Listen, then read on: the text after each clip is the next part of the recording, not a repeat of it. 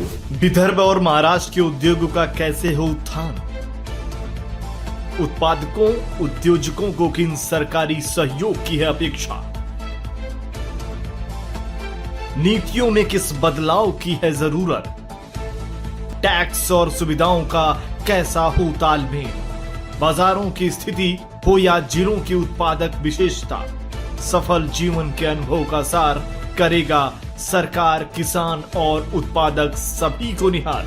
आओ देखें उद्योग की बात रूंगटा जी के साथ। न्यूज़ फर्स्ट चैनल पर आप सभी को नमस्कार। बस 1 मई को मजदूर दिवस भारत में नहीं पूरे देश में और अंतर्राष्ट्रीय स्तर पर मनाया जा रहा है। आज 1 अप्रैल से लेबर कोड भी नया पास किया गया है और ये दोनों के लिए बेनिफिशियल है, जहाँ तक जानकारी मिली है। और सबसे बड़ी समस्या आ रही है कि स्किल लेबर नहीं मिल रहा है। जिस तरह से गर्मी बढ़ती जा रही है, लेबर की शॉर्टेज होती जा रही है। एक तरफ तो जो यूएसए, ईरान और इजराइल का वार है, जहाँ पर गैस की काफ़ी कमी हो गई थी, कमर्शियल सिलेंडर नहीं मिल रहे थे, तभी शासन ने मदद कर कर बहुत राहत उसमें दिलाई है। और इसके बावजूद भी आज हर एक प्लांट में स्किल्ड लेबर, अनस्किल्ड लेबर की सबसे ज़्यादा मांग पड़ रही है और कहीं कहीं उत्पादन में काफ़ी कमी आई है। हम मानते हैं कि भारत का निर्यात बढ़ रहा है कई जगह, और कई कई जगह ये क्रूड ऑयल के शॉर्टेज के कारण और उसके बढ़ते भाव के कारण अर्थव्यवस्था में भी उथल पुथल हो रही है। हम अगर नागपुर के उद्योगों को देखते हैं, जो स्टॉक एक्सचेंज की तरफ से उनका अगर जायज़ा लेते हैं, तो इस सप्ताह भी सभी जो शेयर्स है, चाहे लॉयड मेटल का हो, चाहे हमारे सोलर इंडस्ट्रीज़ का हो, सनफ्लैग का हो, जयसवाल निको का हो, सभी में अच्छी उछाल रही और उनके नतीजे भी अच्छे आ रहे हैं। अब ऐसा लगता है कि विदर्भ, जिसके अंतर्गत पहले आईपीओ के बहुत कम आते थे, तो उसके बावजूद इंडस्ट्रीज़ की हालत अच्छी नहीं रहा करती थी, आज वहाँ पर जितने भी हमारे शेयर मार्केट से लिस्टेड कंपनियाँ विदर्भ की है, उसमें से प्राय सभी अच्छे रिजल्ट दे रही है और शेयर बाजार में निवेशकों को भी वहाँ से अच्छा लाभ हो रहा है।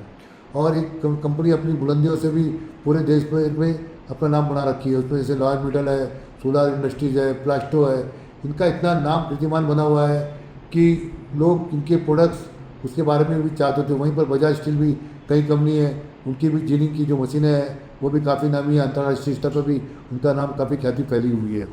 आज सभी इस चीज़ों को देखते लगता है कि जो देवेंद्र जी चाहते हैं कि विदर्भ आगे बढ़े, निस्संदेह विदर्भ आगे बढ़ रहा है, लेकिन हम चाहते हैं कि जिस तरह से स्टील इंडस्ट्रीज है, स्टील इंडस्ट्री में अभी तक पॉलिसी जो क्लियर नहीं हो पाई, वो पॉलिसी क्लियर होनी चाहिए।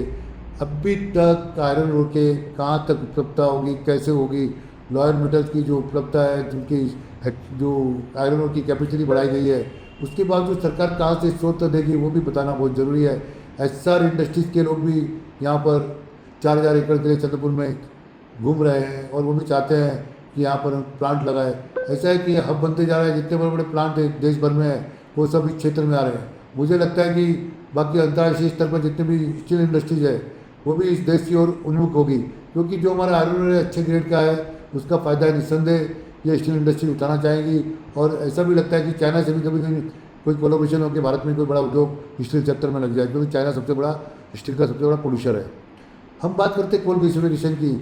आज जो हमने यह हंसराज जी और गडकरी जी की प्रेरणा से कोल गैसिफिकेशन प्रोजेक्ट लिया, 10 साल पहले इसकी नींव डाली गई और हमने स्टोन टेक के द्वारा ये नींव ली। उसके बाद बाला साहब दराड़े ने पहले कोई अंतर्राष्ट्रीय स्तर की कंपनी के साथ कहा कि उनके साथ हमारा करार हो रहा है। उसके बाद उन्होंने करार इनसे किया अपने गुरुनानी जी से, और उसके बाद गुरुनानी जी को होते हुए अभी अजंता फार्मा पूरी तरह से उस कंपनी में अपना निवेश कर रही है। तो यह जो निवेश कर रही है एक अच्छा निवेश हो रहा है, और उसके अंतर्गत यूरिया, जो भी बाकी प्रोडक्ट जो भारत से आयात होते हैं, उसमें निस्संदेह भारत का बहुत बड़ा यहाँ पर विदेशी मुद्रा है जो लग रही थी वो बचेगा और हम स्वावलंबी तौर आगे बढ़ेंगे। कभी कभी ये भी होता है कि जो प्रमोटर ग्रुप के होते हैं कि बहुत आसान्वित करते हैं लोगों को, लेकिन जब वो उनसे काम ले लेते हैं तो कहीं ना कहीं ऐसा लगता है कि उन लोगों को उनके साथ जो न्याय नहीं देते वो बहुत एक चोट लगती है, और वो चोट लेके कहीं ना कहीं ऐसे होते कि वो गाँव कभी नासूर नहीं हो जाए। तो इसके लिए भी चाहिए कि जो हमारे जो प्रमोटर्स हैं, जो बड़े उद्योगों के साथ में जुड़े हुए हैं, जब यहाँ के स्थानीय लोगों के साथ उनकी जो एडवाइस लेते हैं, उनको अपने रखने के साथ ये आश्वासन देते हैं, तो तो उसको निभाना बहुत ज़रूरी है।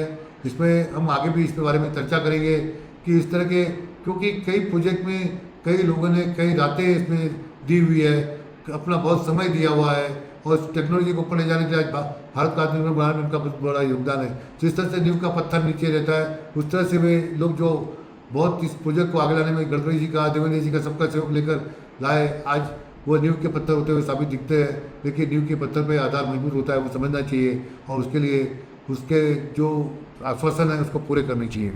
आज कोल गैसिफिकेशन के द्वारा आज ग्रीन स्टील बनेगा, उसके द्वारा मीथेन गैस बनेगी, कार्बन डाइऑक्साइड बनेगी, कई ऐसी गैसेज बनेगी जो बहुमूल्यवान गैसेज है और इस देश को आगे ले जाने में बहुत सहायक होगी। इसके कारण ये अडानी जैसा ग्रुप भी उस के लिए नागपुर में आ रहा है। उसी तरह से चर्चा होगी कि आज इथेनॉल के बारे में गडकरी जब चर्चा करते थे, लोग उन पर छीटाकसी करते थे कि गडकरी जी ने अपने स्वार्थ के लिए इथेनॉल की ब्रांडिंग के बारे में बहुत महत्वपूर्ण दे रहे हैं। अब नरेंद्र मोदी जी भी गडकरी जी का समर्थन कर रहे हैं, क्योंकि आज जब क्रूड की शॉर्टेज हुई, जब पेट्रोल डीजल आ नहीं पा रहा बाहर से, तो उसके बाद ये मिक्सिंग अगर 27-28-30% तक चली जाती है और कई कई देशों में तो इथेनॉल को 100% पर गाड़ी चलाई जाती है। ऐसा लगता है कि हमारी विदेशी मुद्रा भी बचेगी और देश आत्मनिर्भर होगा। और इथेनॉल की वजह से आज कम से कम 27% अगर पेट्रोल और डीजल में मिक्सिंग होती है तो इसका फ़ायदा सरकार को भी होगा, हमारे लोगों को भी होगा, टैक्सेस में भी राहत होगी और देश की प्रगति होगी। आज गडकरी जी ने जिस आत्मविश्वास से कहा कि 100% तक बिल्डिंग इथेनॉल की करा देंगे, निस्संदेह गडकरी को हम धन्यवाद देना चाहेंगे कि उनकी सोच शक्ति से आज इथेनॉल का इतना बड़ा मैन्युफैक्चरिंग हुई और इथेनॉल का उपयोग हुआ।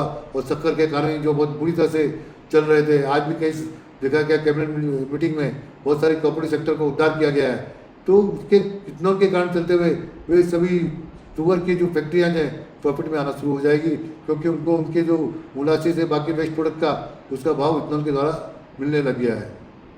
जिस तरह से इंफ्रास्ट्रक्चर डेवलपमेंट पूरे विदर्भ में किया जा रहा है, ड्राई पोर्ट का निर्माण सिंधी में किया जा रहा है, JNPT जब बनाया गया था काफ़ी चर्चाएं होती थी, काफ़ी बातें होती थी। आज JNPT इतनी मजबूती से आया कि दूसरे भी पोर्ट की ज़रूरत पड़ गई है और मुंबई के बाद दूसरा पोर्ट भी अभी बड़े स्केल पर काम करने लग गया।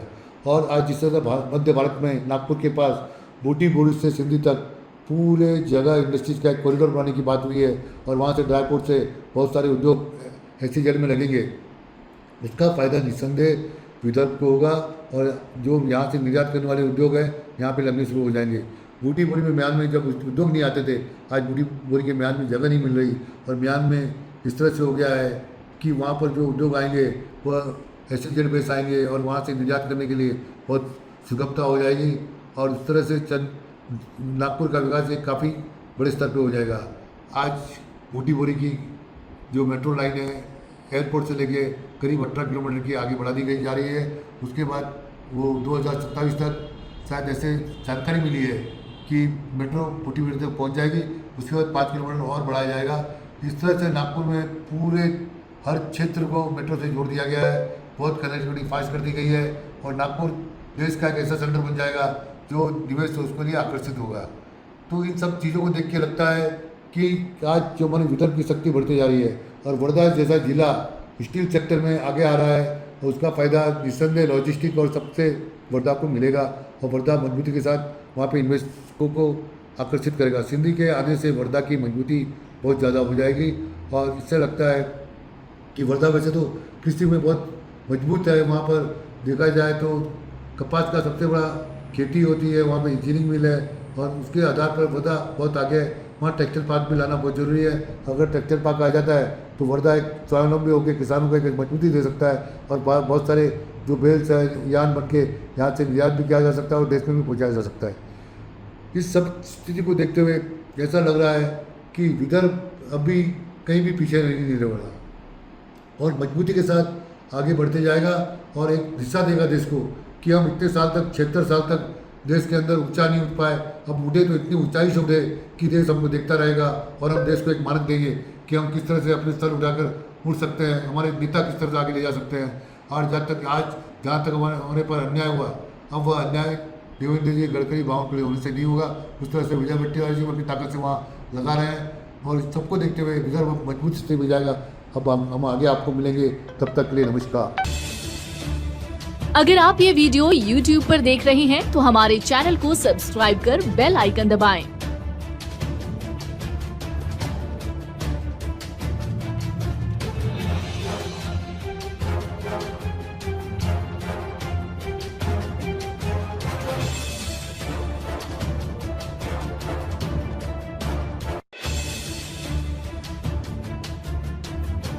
और फेसबुक पर देख रहे हैं तो हमारे पेज को लाइक करें